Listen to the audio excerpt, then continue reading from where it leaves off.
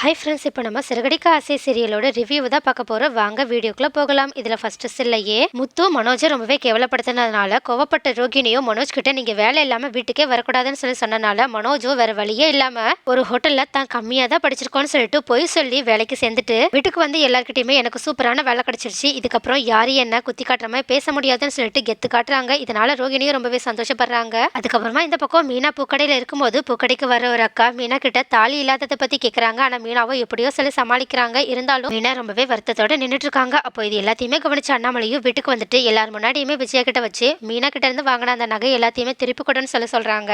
ஆனா விஜயாவோ நானா அந்த நகையெல்லாம் வேணும்னு சொல்லி வாங்கி வச்சுக்கிட்டு அவங்க தான் வேண்டான்னு கொடுத்துட்டாங்க, என்னாலெல்லாம் கொடுக்க முடியாதுன்னு சொல்லிட்டு செம்ம தன்னாவட்டா பேசுறாங்க. உடனே மீனாவும் முத்துவோட மனத்தை காப்பாற்றணுன்றதுக்காக ரொம்பவே முத்துவை பத்தி பெருமையா பேசிட்டு எனக்கு அவங்களே நகை வாங்கி தருவாங்க, அதனால எனக்கு அந்த நகை எல்லாம் தேவையில்லைன்னு சொல்லிட்டு அங்கிருந்து போயிடுறாங்க.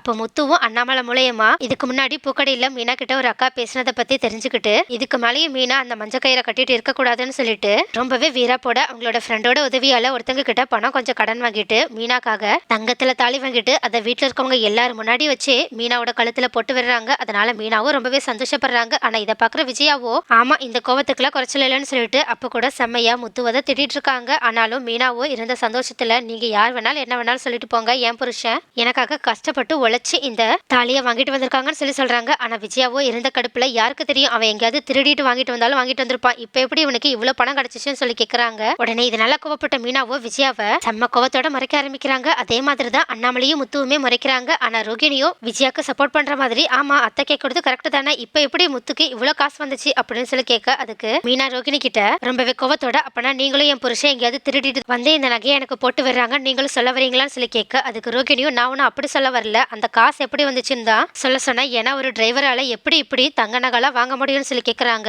அது மட்டும் இல்லாமல் முத்துவால இந்த மாதிரி நகையெல்லாம் என்னைக்குமே சம்பாதிக்க முடியாது, அது ஒரு டிரைவரால கண்டிப்பாக இந்த மாதிரி ஒன்று எங்கேயாவது இருந்து எடுத்துட்டு வந்திருக்கணும், அப்படி இல்லைன்னா கடன் தான் வாங்கிட்டு வந்திருக்கணும்னு சொல்கிறாங்க. அது மட்டும் இல்லாமல் இவங்க சம்பாதிக்கிற பாதி பணத்தை குடிக்க செலவழிச்சிடுறாங்க, அப்புறம் எப்படி இவங்களால சேவிங்ஸ் பண்ணி இந்த மாதிரி நகையை வாங்க முடியும்னு சொல்லிட்டு கேட்குறாங்க. உடனே இதனால கோவப்பட்ட மீனாவோ இதுக்கு மேலே என் புருஷனை பற்றி ஏதாவது ஒரு வார்த்தை சொன்னீங்க அப்புறம் நான் மனுஷியாவே இருக்க மாட்டேன், ஏன் உங்களை அடிக்க கூட தயங்க மாட்டேன், இவ்வளோ நாளாக உங்க புருஷன் வேலை இல்லாமல் வெட்டியா இருந்த விஷயத்தெல்லாம் நான் சொல்லி காட்டினா நீங்க தாங்க மாட்டீங்க அப்படின்னு சொல்ல உடனே ரோகிணியும் அதான் என் புருஷன் வேலைக்கு போக ஆரம்பிச்சிட்டாங்கல்ல, இனிமேல அதை பத்தி பேசாதீங்கன்னு சொல்றாங்க. உடனே மீனாவோ ஓ இன்னைக்கு ஒரு நாள் வேலைக்கு போயிட்டதை வச்சு நீங்க இப்படி பேசுறீங்களே, இன்னும் எவ்வளவு நாள் அவங்க இதே வேலைக்கு போறாங்கன்னு நானும் பாக்குறேன், அவங்கள பத்தி உங்களுக்கு தான் நல்லா தெரியுமே, அவங்க தான் எந்த வேலையும் உருப்படியா செய்ய மாட்டாங்களே அப்படின்னு சொல்ல உடனே ரோகிணியோ போது நிறுத்துங்க, என்னோட புருஷனை பத்தி மறுபடியும் பேசாதீங்கன்னு சொல்ல உடனே மீனாவோ அப்ப இவ்வளவு நேரம் என்னோட புருஷனை இவ்வளவு கேவலமா பேசிட்டு இருந்தீங்களே, உங்களை நான் என்ன பண்ணட்டும் அப்படின்னு சொல்லி கேட்கறாங்க. உடனே இதனால ரோகிணியோ வாயடிச்சு போய் நின்றுட்டு இருக்காங்க. ஆனா விஜயாவோ ரோகிணி ஒன்னும் தப்பா சொல்லலையே, அவ உண்மையை தானே சொன்னா அப்படின்னு சொல்ல உடனே முத்துவோ இதனால கோவப்பட்டு விஜயா கிட்ட ஏதோ பேச வர அண்ணாமலையோ நிலைமையோ புரிஞ்சுக்கிட்டு இந்த விஷயத்தை இதோட விடுங்க